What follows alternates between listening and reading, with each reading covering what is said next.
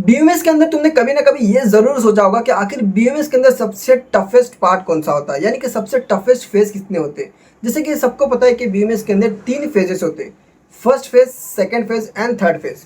अब इन तीनों फेजेस के अंदर जो सबसे टफ फेज़ होता है वो कौन सा होता है? क्या फर्स्ट फेज़ होता है, क्या सेकंड फेज़ होता है या फिर थर्ड फेज़ होता है? इस वीडियो में तुम्हें मैं इसी चीज़ के बारे में बताने वाला हूँ कि कौन सा फेज़ सबसे ज़्यादा टफ होता है और किस वजह से सबसे ज़्यादा टफ माना जाता है। मेरे अकॉर्डिंग बताऊँगा, बाकी सबका इंडिविजुअल अपना पर्सपेक्टिव अलग हो सकता है। तो सबसे पहले बात करेंगे इस वीडियो के अंदर कि हमें फर्स्ट फेज़ या फिर सेकंड फेज़ में क्या डिफरेंस होता है और दोनों में कौन सा फेज़ टफ है, और ये भी कंपैरिजन करेंगे कि हम लोग जो फेज़ बताएँगे टफ कौन सा है, उसका रीज़न बताऊँगा मैं, और साथ में तुम्हें ये भी बताऊँगा कि किस बेसिस पे मैं बता रहा हूँ कि वो फेज़ सबसे ज़्यादा टफ होता है। तो वीडियो काफ़ी ज़्यादा इन्फॉर्मेटिव होने वाली है और बहुत ही अच्छी होने वाली है, तो स्किप करके मत देखना। तो वीडियो को स्टार्ट करते हैं हम लोग बिना किसी देरी के। Let's begin. सबसे पहले स्टार्टिंग से स्टार्ट करते हैं, यानी कि फर्स्ट फेज़ से। देखो, जैसे हम लोग फर्स्ट फेज़ में इंटर करते हैं, हमें कुछ सब्जेक्ट देखने के लिए मिलते हैं, जिसमें सबसे पहले आता है एनाटॉमी और फिजियोलॉजी। ये तो एक मॉडर्न सब्जेक्ट है, इसमें कोई भी दिक्कत होने वाली नहीं है, क्योंकि मॉडर्न सब्जेक्ट है, इंग्लिश में पढ़ाया जाता है, तो इसमें कोई भी दिक्कत होने के चांसेस नहीं है। जितना अच्छा पढ़ोगे तुम्हें उतनी अच्छी तरीके से याद रहेगा। उसके बाद एक तीसरा सब्जेक्ट आता है, वो होता है हमारा तारीख़-ए-तिब, जिसके अंदर बेसिकली पूरी हिस्ट्री होती है। तो इसके अंदर भी तुम्हें सब्जेक्ट में प्रॉब्लम होने की ज़रूरत नहीं है। उसके बाद आता है मंतिक व फ़लसफ़ा, जिसके अंदर तुम्हें ये आर्ट ऑफ कन्वर्सेशन सिखाया जाता है कि बोल बात करने का तरीका वगैरह क्या होना चाहिए, ये वगैरह सारी चीज़ें होती है। उसके बाद एक और सब्जेक्ट आता है, वो है उमूर तब्बिया, जिसके अंदर तुम्हें बेसिकली पढ़ाया जाता है कि जो बेसिक टर्म्स होते हैं, जो यूनानी के कौन-कौन से जो ह्यूमर्स होते हैं, 4 ह्यूमर्स के बारे में बताया जाता है। वो पूरा एक तरह से यूनानी का जो बेसिक कॉन्सेप्ट है उसके ऊपर डिपेंड करता है। उसके बाद एक और सब्जेक्ट आता है, उर्दू एंड अरबी। तो ये तो बेसिकली तुम्हारे लैंग्वेज के सब्जेक्ट होते हैं। जितना अच्छे तरह से पढ़ोगे, जितना अच्छा तुम्हारा उसमें ग्रामर होगा, तुम्हें उतना ही ज़्यादा आगे फ़ायदा होने वाला है। तो इसमें टोटल मैंने सब्जेक्ट बताया, जैसे कि उमूर तब्बिया हो गया, तारीख़-ए-तिब हो गया, एनाटॉमी हो गया, फिजियोलॉजी हो गया, उर्दू हो गया, अरबी हो गया। तो ये सारे सब्जेक्ट हो गए फर्स्ट ईयर के। अब मैं तुम्हें बताता हूँ, फर्स्ट ईयर, सेकंड ईयर के सामने कुछ भी नहीं है। एक तरह से बहुत ही कम लेवल का है, अगर मैं बात करूँ तो। अब मैं ऐसा क्यों बोल रहा हूँ ये भी समझो। सबसे पहले तुम्हें अगर मैं ये बात बता दूँ, जो तुम तारीख़-ए-तिब पढ़ रहे हो अभी जो फर्स्ट ईयर में, वो एनसीईआरटी आज़म के ओल्ड सिलेबस के अंदर फर्स्ट ईयर में नहीं बल्कि सेकंड ईयर में पढ़ाया जाता था। और फर्स्ट ईयर में सिर्फ उमूर तब्बिया का एक सब्जेक्ट था, और बाकी जितने भी सब्जेक्ट थे वो फर्स्ट ईयर के सब्जेक्ट थे। तो जो शिफ्टिंग हुई है वो तारीख़-ए-तिब की सेकंड ईयर से फर्स्ट ईयर के अंदर शिफ्टिंग हुई है। यानी कि तारीख़-ए-तिब पहले सेकंड ईयर में था और अब फर्स्ट ईयर में पढ़ाया जा रहा है। और दूसरी बात मैं ये कहूँ कि सेकंड फेज़ में आने के बाद तुम्हारे अंदर बहुत ही बड़ा स्पाइक आने वाला है। अब कैसा स्पाइक मैं तुम्हें बताता हूँ। इमेजिन कर लो कि ये तुमने एडमिशन लिया और ये तुम्हारे ग्राफ चल रहा है, ठीक है? थोड़ा-थोड़ा फ्लक्चुएट हो रहा है। फ्लक्चुएशन किसके लिए हो रहा है? जिनको उर्दू नहीं आता उनके लिए थोड़ा-थोड़ा फ्लक्चुएट हो रहा है। जिनको या फिर जिनको उमर तब्बिया में प्रॉब्लम है उनके लिए थोड़ा-सा फ्लक्चुएट हो रहा है कि प्रॉब्लम आ रही है, जा रही है, आ रही है, जा रही है। तो तुम्हारा ग्राफ थोड़ा-सा ऐसा फ्लक्चुएट हो रहा है। लेकिन तुम्हारा जैसे फर्स्ट ईयर कंप्लीट होता है, जैसे तुम सेकंड ईयर के अंदर एंटर करते हो, तुम्हारा ग्राफ का फ्लक्चुएशन ऐसा होगा ऐसा होगा। अब इसका रीज़न मैं तुम्हें बताता हूँ क्यों होने वाला है। क्योंकि जो सेकंड ईयर के सब्जेक्ट है ना, वो सबसे मुझे टफेस्ट सब्जेक्ट लगते हैं बीएमएस के अंदर के। क्योंकि अगर तुम सेकंड ईयर अच्छा कर लेते हो तो तुम्हें ना ही थर्ड फेज़ में प्रॉब्लम होने वाली है, ना ही फाइनल इसमें प्रॉब्लम होने वाली है, और ना ही तुम्हें पीजी के अंदर प्रॉब्लम होने वाली है। अब मैं ऐसा क्यों बोल रहा हूँ, इसका भी मैं तुम्हें रीज़न बताता हूँ। सबसे पहले तुम ये देखो कि जो सेकंड फेज़ में जो सब्जेक्ट होते हैं वो कौन-कौन से होते हैं। सबसे पहले अगर मैं बात करूँ पैथोलॉजी की, देखो पैथोलॉजी 2 टाइप की होती है। पहले तो होता है मॉडर्न पैथोलॉजी और दूसरा होता है हमारा ओल्ड पैथोलॉजी। मॉडर्न पैथोलॉजी के अंदर हमें पूरे मॉडर्न कॉन्सेप्ट पढ़ाए जाते हैं, वो भी इंग्लिश में पढ़ाए जाते हैं। उसके बाद आता है हमारा ओल्ड पैथोलॉजी, जिसको इल्मुल अमराज कहते हैं। अब इसके अंदर तुम्हें दोनों ऑप्शन मिलता है, तुम इंग्लिश में पढ़ो या फिर उर्दू में पढ़ो, नो मैटर। लेकिन इसके अंदर क्या होता है, ओल्ड जो कॉन्सेप्ट होते हैं यूनानी के पैथोलॉजी के रिलेटेड, वो सारी चीज़ें उसमें पढ़ाई जाती है। अब ये जो क्या था, पहले जो इल्मुल अमराज का जो सब्जेक्ट था वो पहले थर्ड ईयर में था, यानी कि थर्ड फेज़ में था। उसको शिफ्ट कर दिया गया सेकंड फेज़ के अंदर, जिसकी वजह से डायरेक्ट एक इम्पैक्ट पड़ा सेकंड फेज़ के अंदर। उसके बाद बात कर लेते हैं हम लोग मुफरीदात की, यानी कि सिंगल ड्रग्स की, जिसकी मैं एक सीरीज़ भी चलाता हूँ, जो कि सीरीज़ बहुत दिन से रुकी हुई है। अब मुझे उस चीज़ के लिए टाइम नहीं मिल पा रहा है कि मैं उस सीरीज़ को पूरा कंप्लीट कर पाऊँ, तो वो एक अलग मैटर है, उसको छोड़ो। अभी के टाइम पे ये देखो मुफरीदात के बारे में, यानी कि सिंगल ड्रग्स के बारे में। यानी कि उसमें लगभग तुम्हें सेकंड ईयर के अंदर लगभग 300 से 350 मुफरीदात जो मेडिसिन्स होते हैं, यानी कि सिंगल ड्रग्स होते हैं, उनको पढ़ना पड़ेगा। अब सिर्फ़ उनको पढ़ना नहीं है, बल्कि उनको तुम्हें नाम याद करना है, उनके लैटिन नेम याद करना है, उनकी जो मॉर्फोलॉजी वो याद करना है, उनका जो टेम्परामेंट है वो देखना है, साथ में जो उनका उनके अंदर के जो फंक्शंस है उसको देखना है, उसका यूसेज कब किया जा सकता है, किस तरह से किया जा सकता है वो देखना है, साथ में जो उसके अंदर के साइड इफ़ेक्ट है उसको देखना होता है, उसका करेक्ट करने का तरीका क्या है उसको देखना होता है, फिर उसका सब्स्टिट्यूट क्या यूज़ कर सकते हैं उस ड्रग के जगह पे उसको देखना है, साथ में उसका डोसेज देखना है, और उसके जो ये फेमस कंपाउंड्स है वो देखना है, और उसके बाद तुम्हें ये देखना है कि उसके अंदर कौन-कौन से केमिकल के कॉन्स्टिट्यूएंट्स आते हैं। तो एक ड्रग का इतने सारी चीज़ें देखना है। अगर तुम लोग मेरी मुफीदात की जो सीरीज़ देख रहे होगे तो उसमें तुम्हें पता होगा अच्छी तरीके से कि क्या-क्या चीज़ें उसमें देखना होता है। तो ये होगा तुम्हारा एक मुफरीदात का। उसके बाद अगर बात कर लेते हैं हम लोग सैदला के बारे में।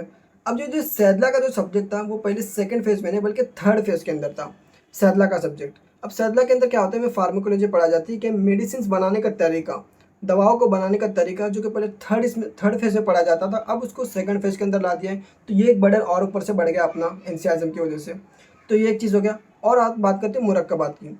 मुरक्कबात में जो कंपाउंड्स ड्रग्स है उसको पढ़ा जाता है, जैसे कि जो ये सिंगल ड्रग्स है उसको कंबाइन करके, बहुत सारे सिंगल ड्रग को कंबाइन करके फिर उनका कंपाउंड ड्रग बनाया जाता है। तो उसका बनाने का जो प्रिपरेशन का तरीका होता है, फिर उनके जो फंक्शन होते हैं या फिर उनके जो यूज़ करने का तरीका होता है, उसमें जो कॉन्स्टिट्यूएंट्स यूज़ किए जाते हैं, उसका जो डोसेज होता है, कब यूज़ करना है, क्या फंक्शन है, ये सारी चीज़ें कंपाउंड ड्रग्स का पढ़ना है और वो भी बहुत सारे हैं। और उसके बाद बात कर लेते हैं हम लोग शरीरियात की। अब शरीरियात किसे कहते हैं, यानी कि क्लिनिक्स की। ये भी पहले थर्ड फेज में पढ़ाया जाता है, लेकिन अब इसको शिफ्ट करके सेकंड फेज में ला दिया गया। यानी कि टोटल 3 सब्जेक्ट है जो पहले थर्ड फेज के थे, अब उसको शिफ्ट कर दिया गया सेकंड फेज के अंदर। एक सैदला का सब्जेक्ट हो गया, एक इल्मुल अमराज यानी पैथोलॉजी का सब्जेक्ट हो गया जो ओल्ड पैथोलॉजी थी, और एक हो गया शरीरियात यानी कि क्लिनिक्स जो पहले थर्ड फेज में पढ़ाए जाते थे। इन तीनों को फिक्स कर दिया गया सेकंड फेज के अंदर। उसके बाद और भी सब्जेक्ट है, जैसे कि मान लो तुम्हारा इल्मुल अद्विया हो गया, उसके अंदर तुम्हें वो सब चीज़ें पढ़ना होता है, उनके टेम्परामेंट्स वगैरह के बारे में पढ़ना होता है। वो एक अलग ही चीज़ सब्जेक्ट हो गया इल्मुल अद्विया का। और एडिशनल सब्जेक्ट्स में तुम्हें बताऊँ जो पढ़ना होता है वो पीएसएम का सब्जेक्ट, जिसमें तुम्हें पूरे समाजी तहफ़्फ़ुज़ वगैरह के बारे में पढ़ना होता है कि जैसे अपने माहौल को कैसे क्लीन रखना है, कौन-कौन से फैक्टर डिसीज़ के ऊपर डिपेंड करते हैं, कैसे डिसीज़ फैलती है, ये सारे जो प्रिकॉशंस के जो तरीके होते हैं वो सारी चीज़ें हमें पीएसएम के अंदर पढ़ाए जाते हैं। तो ये एक सब्जेक्ट हो गया और ये भी एक बहुत वास्ट सब्जेक्ट है, बहुत ही बड़ा सब्जेक्ट है। इसको जितना डिटेल में पढ़ोगे उतनी सारी चीज़ें कड़ी खुलती जाती है। उसके बाद एक और सब्जेक्ट है जिसके अंदर हम लोग एफएमटी जिसको कहते हैं, फॉरेंसिक मेडिसिन एंड टॉक्सिकोलॉजी। अब फॉरेंसिक का एक सब्जेक्ट, मतलब फॉरेंसिक का एक टॉपिक अलग होता है और टॉक्सिकोलॉजी का एक टॉपिक अलग होता है। तो यानी कि इस सब्जेक्ट के अंदर भी 2 बड़े टॉपिक्स मिलते हैं, एक फॉरेंसिक का मिलता है, एक टॉक्सिकोलॉजी का मिलता है। तो यानी कि एफएमटी ये सब्जेक्ट एक अलग होता है जिसके अंदर तुम्हें डीप पढ़ाया जाता है कि कौन-कौन से रूल्स रेगुलेशन होते हैं डॉक्टर के लिए, कौन-कौन से लॉज़ बने हुए हैं, कौन-कौन से लॉ को ओबे करना चाहिए, मानना चाहिए, और अगर कोई मर्डर केस आ रहा है तो उसको किस तरह से हैंडल करना है, अगर कोई पेशेंट आ रहा है, कोई मार के जा रहा है, या फिर जो भी ऐसे जो होते लड़ाई झगड़े वाले जो केसेस होते हैं उनको किस तरह से हैंडल करना है, कोई लीगल केस हो रहा है तो उसको किस तरह से किसी डॉक्टर का हैंडल करना है, ये सारे जो लॉज होते हैं उसके अंदर पढ़ाए जाते हैं। और टॉक्सिकोलॉजी के अंदर तुम्हें जो भी टॉक्सिसिटी के बारे में होती है, जो भी टॉक्सिक प्रॉब्लम होती है बॉडीज़ के अंदर, चाहे मेडिसिन की वजह से हो, चाहे किसी चीज़ एक्सटर्नल कॉजेज़ की वजह से हो, तो ये सारी चीज़ें तुम्हें एफएमटी के अंदर पढ़ाई जाती है। तो ये एक सब्जेक्ट हो गया। यानी कि ओवरऑल में बात करूँ तो भाई सेकंड फेज के अंदर तुम्हारा जो बर्डन है एकदम पे बहुत ज़्यादा पड़ जाता है। तुम्हें फर्स्ट फेज के अंदर कुछ भी नहीं मिलता भाई, मतलब जैसे एक तारीख़ तिब है और एक ये उम्र तब्या है, उसके अलावा कुछ भी नहीं तुम्हारा। जब जैसे तुम सेकंड फेज के अंदर आओगे भाई, तुम्हारे ऊपर एकदम पहाड़ जैसा आके टूट गिरेगा। और सही बता रहा हूँ भाई, हमारी हालत अभी रहती है, मतलब हर एक के बाद एक पीए होते रहते हैं और टाइम ही नहीं मिलता किसी चीज़ के लिए। बहुत ज़्यादा उसमें पढ़ना होता है, सिलेबस बहुत ज़्यादा होता है। मैं तुम्हें जस्ट काउंट करके बताता हूँ, तुम खुद से अपने गिन सकते हो कि कितने सारे सब्जेक्ट हैं। सबसे पहले पैथोलॉजी की बात करें तो मॉडर्न पैथोलॉजी और ओल्ड पैथोलॉजी, ये 2 हो गए। उसके बाद सैदला और मुरक्कबात और मुफरीदात, यहाँ पे पूरे 5 हो गए। उसके बाद हम लोग बात करेंगे एफएमटी की और पीएसएम की, ये हो गए। फिर कुल्लियात अदविया, 7 सब्जेक्ट हो गए। उसके बाद बात करेंगे हम लोग शरीरियात की, जो कि क्लिनिक्स का ही होता है पार्ट, ये हो गया 8 सब्जेक्ट। देखो शरीरियात और क्लिनिक्स दोनों क्लिनिक्स के अंदर ही आते हैं, लेकिन शरीरियात के अंदर क्या होता है, ओल्ड क्लिनिक होती है और जो क्लिनिक्स का जो प्रॉपर होता है वो मॉडर्न क्लिनिक्स होती है। तो दोनों को कंबाइन करके जिनका एग्जामिनेशन होता है वो एक ही एग्जाम होता है। और वैसे उसी ठीक तरह पैथोलॉजी के अंदर भी है, ओल्ड पैथोलॉजी और मॉडर्न पैथोलॉजी दोनों को कंबाइन किया जाता है और दोनों का पेपर एक ही होता है। तो इस तरह से पूरे टोटल नंबर लगभग 8 से 9 सब्जेक्ट होते हैं, जिसके अंदर जो मैक्सिमम होते हैं वो हमारे वो बीएमएस के सब्जेक्ट होते हैं, यानी कि यूनानी सब्जेक्ट होते हैं। तो अचानक ही तुम्हारे ऊपर इतने ज़्यादा यूनानी सब्जेक्ट आते हैं, सबके अलग अलग टर्म्स होते हैं, अलग अलग टर्मिनोलॉजीज होते हैं, उनको याद करने का तरीका, सबके अलग अलग फार्मूलेज होते हैं याद करने के, किस तरह से याद करना है। तो ये सारी चीज़ें एकदम अचानक से तुम्हारे पर बर्डन आता है, जिसकी वजह से बहुत ही ज़्यादा प्रेशर आता है। लेकिन तुम लोग ये सोच रहे होगे कि आखिर थर्ड फेज तो इससे ज़्यादा मुश्किल होता होगा। थर्ड फेज इससे ज़्यादा मुश्किल नहीं हो सकता, क्यों? क्योंकि जो पिछले ऑलरेडी थर्ड फेज के सब्जेक्ट है वो 3 सब्जेक्ट सेकंड फेज में ऐड हो चुके हैं। तो तुम ऑलरेडी प्रिपेयर हो चुके हैं थर्ड फेज के लिए, यानी कि तुम जितना अच्छे तरीके से तुम्हारा सेकंड फेज होगा उतना ही अच्छा तुम्हारा थर्ड फेज जाएगा। तो ऐसे कंडीशन में ये होता है कि तुम जितना अच्छे तरीके से सेकंड फेज करते हो उतनी अच्छा तुम्हारा आगे का थर्ड फेज जाएगा, और इवन उतना ही अच्छा अगर तुम पीजी के लिए प्रिपरेशन करते हो तो वो भी तुम्हारा उतना अच्छा जाएगा। अब अगर मैं पर्सनली बात करूँ तो भाई बहुत प्रेशर होता है, मैं सही मेरा पर्सनली व्यू बता रहा हूँ, प्रेशर बहुत होता है। सब्जेक्ट बहुत ज़्यादा होते हैं, सिलेबस बहुत ही ज़्यादा वास्ट है और पढ़ते पढ़ते तुम थक जाओगे, मन भर जाएगा तुम्हारा, इतना ज़्यादा प्रेशर होता है। और रियली तुम्हें फील होगा मेडिकल फील्ड के अंदर आने का जो रीज़न है वो सेकंड फेज़ के अंदर फील होगा कि भाई किस तरह से पढ़ाई होती है, बहुत ज़्यादा होती है। ऊपर से तुम्हारी क्लिनिकल पोस्टिंग्स होती है, वो एक अलग चीज़ होती है। तो ऐसे कंडीशन में मुझे जो लगता है सबसे ज़्यादा जो मुश्किल फेज़ है बीयूएमएस के अंदर का, वो सेकंड फेज़ माना, मैं तो मान के चलूँगा सेकंड फेज़। अब सबका अलग-अलग अपना व्यूज़ हो सकता है, किसी को फर्स्ट फेज़ ही सबसे ज़्यादा मुश्किल लग रहा होगा क्योंकि उनके लिए सारी चीज़ें नई है, उर्दू नहीं है, उमूर तबिया नहीं है, तारीक़-ए-तिब नहीं है, ये सारी चीज़ें नई चीज़ लग रही होगी। लेकिन उन्हें ये नहीं पता कि जब सेकंड फेज़ में आओगे तो उससे ज़्यादा तुम्हें टफ चीज़ पढ़ना पड़ेगा। तो इसके लिए मैं तुम्हें ये बताने का मकसद मेरा ये कि तुम मेंटली प्रिपेयर्ड रहो पहले से, क्योंकि हमारे को बताने वाला कोई भी नहीं था कि सेकंड फेज़ में क्या-क्या होने वाला है।